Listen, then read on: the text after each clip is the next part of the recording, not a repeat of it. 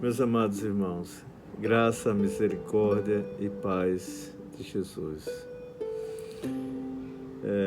Daqui a 15 dias nós vamos estar, com a permissão de Deus, celebrando a Reforma Protestante. E então eu gostaria de falar só um pouquinho sobre somente a graça, tá? Somente a graça. O Santo Agostinho, ele foi considerado o doutor da graça. Veja que naquela época estava assim se proliferando muito rapidamente os pensamentos de um homem chamado Pelágio, não é? E em que ele dizia, essas coisas não são novas não, viu, irmão? Lá pelo século IV, V, o século XV novamente se repetiu a mesma controvérsia. E que ele dizia que os pecados de Adão e Eva não passaram para sua posteridade, e que o homem ele tem o direito de decidir para se quer ser salvo ou não. Então, essas coisas, hoje em dia se fala muito nessas coisas aí, com outro nome, chamados arminianos, que são contrários à nossa fé, que colocam o homem como a medida de todas as coisas, né? Coloca o homem como o centro, como a coisa principal que decide se quer ser salvo, se não quer. Então, tudo isso é criancice, não é? É muita criancice. E a gente precisa ver um pouquinho sobre a salvação do Senhor, que é somente pela graça, tá certo? Eu escolhi um texto aqui que eu vou ler para vocês, apenas um versículo, que fica em 2 de Timóteo, capítulo 1, verso 9. Nos diz o seguinte, a palavra de Deus, que nos salvou, tá certo? Deus nos salvou pelo seu poder, nos salvou, nos chamou com santa vocação, não segundo as nossas obras, mas conforme a sua própria determinação e graça que nos foi dada em Cristo Jesus antes dos tempos eternos. Em nome de Jesus, ponha isso na sua cabeça. O Deus poderoso, o Deus gracioso, o Deus soberano, Ele resolveu, antes da fundação do tempo, lá essas coisas se deram lá na eternidade. Isso é tudo que eu vou falar aqui, é um pouquinho da economia da Trindade, tá certo? Deus Pai, Deus Filho, Deus Espírito Santo. Cada um tem a sua função, por isso que a gente chama a economia da Trindade. O Deus Pai, ele decreta, ele marca, ele disse: você é meu, você é um eleito, você vai ser salvo. O Espírito Santo, ele veio de forma irresistível. Ele nos chama, ele nos pluga, nos conecta, nos reavive, nos dá vida, porque o homem estava morto, não é? O Espírito Santo, ele aplica tudo que Jesus fez na cruz do Calvário, ele aplica em nossos corações. Então veja, Deus Pai está envolvido, Deus Espírito Santo está envolvido, Deus, o Filho amado, o Senhor Jesus está envolvido na nossa salvação. Tá certo? Se você não entender, meus irmãos, que a salvação é somente pela graça, você não vai entender nada a respeito da fé, por exemplo. Então,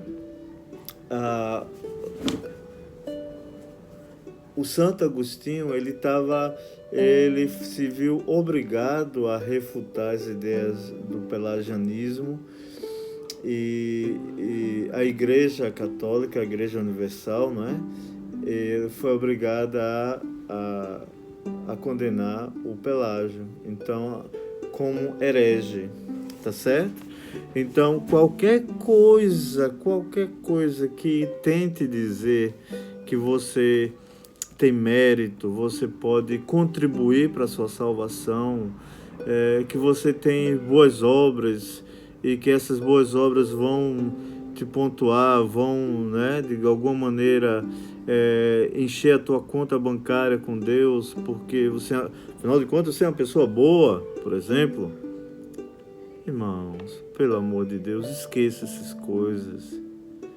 Esqueça. Se você olhar comigo em Romanos 3, meus irmãos, coloca-nos em nosso lugar. Nós não somos nada, nós não temos nada, nós não fizemos coisa alguma. Deus não nos deve nada, absolutamente nada. Tudo é pela graça do Senhor. Pela graça sois salvos, disse o apóstolo Paulo também em Efésios. Tá certo? É dom de Deus, é presente, é uma coisa que nós não merecemos, mas Deus dá. Isso é graça. Tá certo? Então veja que Deus nos salvou e chamou com santa vocação, não segundo as nossas obras, mas conforme a sua própria determinação e graça que nos foi dada em Cristo Jesus antes dos tempos eternos. Sabe o que eu costumo dizer? Você insiste em ser seu Salvador? Feio, né? Você quer contribuir para alguma coisa para ser salvo? Não dá não. Mas você insiste em fazer isso? Então faz o seguinte, eu sempre digo isso. Pega todos os teus pecados, que são muitos, não é? Você sabe disso? Traz e põe ali, deposita aos pés da cruz de Cristo. Pronto. A única contribuição que a gente pode oferecer a Deus é trazendo os nossos pecados, mais nada. Porque até as nossas boas obras, disse Isaías, não passa de trapos de imundície. Irmãos, se vocês considerarem que o homem já nasce escravo, o homem já nasce morto em delitos e pecados, que ele é escravizado pelo próprio egoísmo dele, pelo mundo, né? Pelo Satanás, o inimigo das nossas almas. Então, quem é esse homem? Não há justo nem sequer um, não há quem entenda, não há quem busque a Deus. Quando abre a boca é só difamação, é só blasfêmia, é só miséria, veneno de víbora está nos seus lábios. Leiam Romanos 3. Como é que uma pessoa dessa pode fazer alguma coisa para sua salvação? Impossível. Impossível. Esse texto aqui maravilhoso, isso aqui, meus irmãos, é um bálsamo para as nossas vidas. Isso aqui nos dá esperança, isso aqui nos dá confiança, isso aqui nós estamos alicerçados no fundamento sólido do Senhor Jesus. Irmãos, quando tudo que Jesus fez por nós na cruz,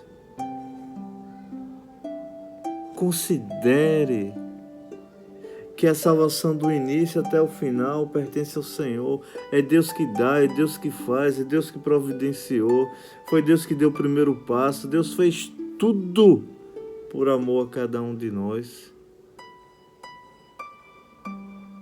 Nos salvou e nos chamou com santa vocação, não segundo as nossas obras, mas conforme a sua própria determinação e graça que nos foi dada em Cristo Jesus antes dos tempos eternos. Eu espero que você nunca mais esqueça 2 Timóteo 1:9, antes dos tempos eternos, não pelas obras, mas pela sua determinação e graça, sua boa vontade. Sua boa vontade. Isso não é maravilhoso? Isso é muito maravilhoso, irmãos.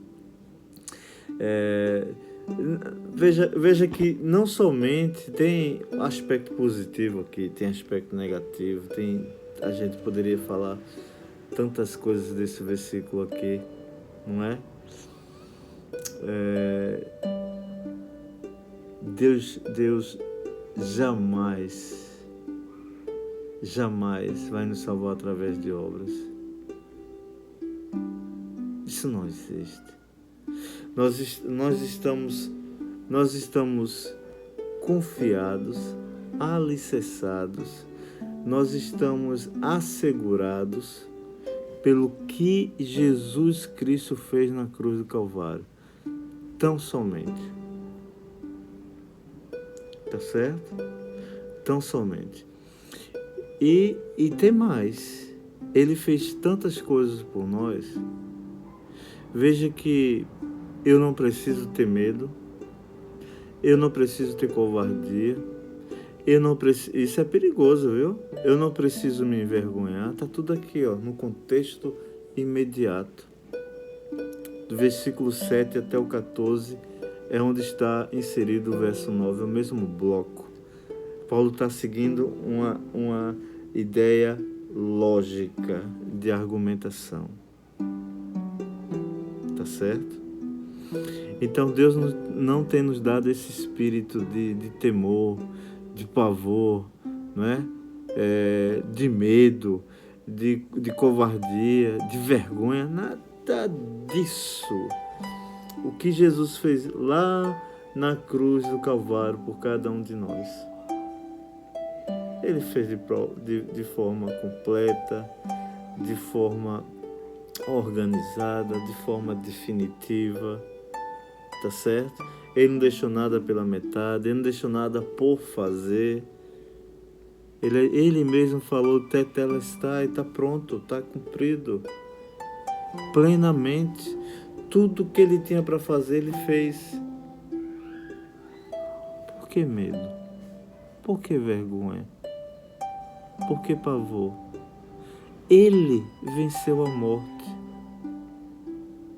Ele tem a chave, o poder da morte em suas mãos. Paulo mesmo diz, cadê morte? O teu aguilhão?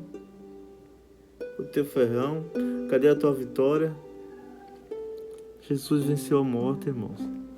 Nem a morte podia matar Jesus. Jesus é o doador da vida. É Ele que nos dá a vida. Ele é a própria vida. Como é que a morte ia matá-lo? Não podia nunca. Ele se deixou morrer. Tudo por graça, misericórdia, amor a cada um de nós. Não é bonito isso? Agora,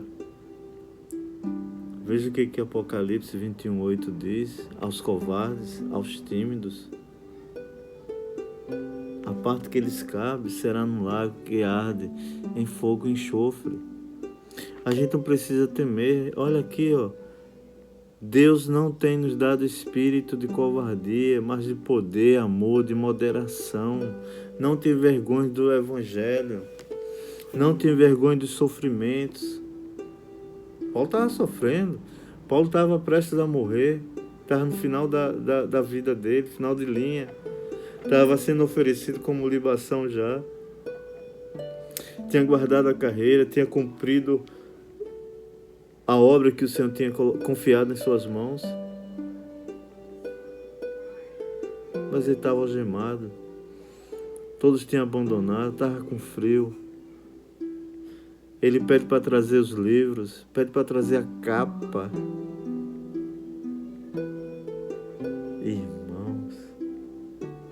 Somente Paulo, prestes a morrer, queria estudar, pediu os livros, traz-me os livros, os pergaminhos que eu deixei.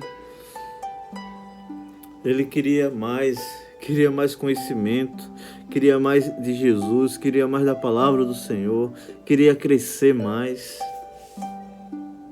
Veja que fé, porque ele estava alicerçado nessa graça, graça somente, irmãos. É somente pela graça do Senhor. Por isso que ele diz, verso 12, por isso eu estou sofrendo essas coisas, mas não me envergonho, porque eu sei em quem tenho crido, e estou certo de que Ele é poderoso para guardar meu depósito até aquele dia. Isso é glorioso, né, irmãos? Isso é muito glorioso. Essa nossa salvação, ela foi manifestada pelo Senhor Jesus. Jesus, irmãos, é o único nome, é o único meio, o único caminho que nós podemos ser salvos. É a única verdade, é a única vida, somente Ele. Quem quiser atalhar, vai para o inferno. Quem quiser tentar o outro meio de salvação, por mérito, por obras, vai se perder eternamente. Só Jesus, Paulo mesmo vai falar nessa epístola, que é o nosso mediador, que é o nosso intermediário entre nós e o nosso Deus. O que é que você quer mais? Tudo Ele fez, tudo nós temos, é pela graça. Justiça é Deus dá o que a gente merece. Graça a gente merece, mas Deus não dá. Por isso que é presente. Misericórdia. A gente não merece, mas Deus dá também. Isso é precioso, irmãos. Isso é precioso. Não vá atrás de heresias, seja pelagianas, seja arminiana, nada disso só traz confusão, maluquice dentro das igrejas do Senhor, só traz divisão, só traz problemas. A gente tem uma doutrina, a melhor doutrina que existe, a melhor, porque se houvesse outra, eu estaria lá. Não tem, irmãos. Não há. Não há. Nós somos reformados, nós somos calvinistas. E nós cremos na graça soberana de Deus. Deus tem um controle, Deus rege todas as coisas.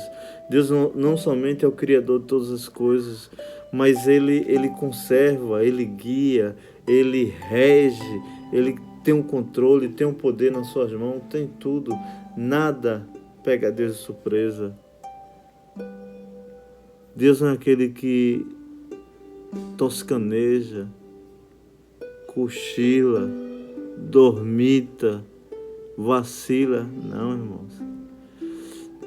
Esse Deus soberano nos guarda pelo seu poder, está nos assistindo continuamente, nos guardando, nos livrando, providenciando todas as coisas. É nessa salvação aqui que nós cremos. Você foi salvo, aqui está dizendo, antes da fundação do mundo. Jesus morreu por você antes da fundação do mundo. Creia nisso. Se submeta à palavra do Senhor. Se submeta àquilo que o Espírito Santo diz pela sua palavra. Que Deus assim te abençoe e te livre de todos os teus sofrimentos, te console, te livre do pavor da morte. Não se envergonhe do Evangelho. Não se envergonhe em dar o seu testemunho. Então, que o Senhor te abençoe. Em nome de Jesus. Amém.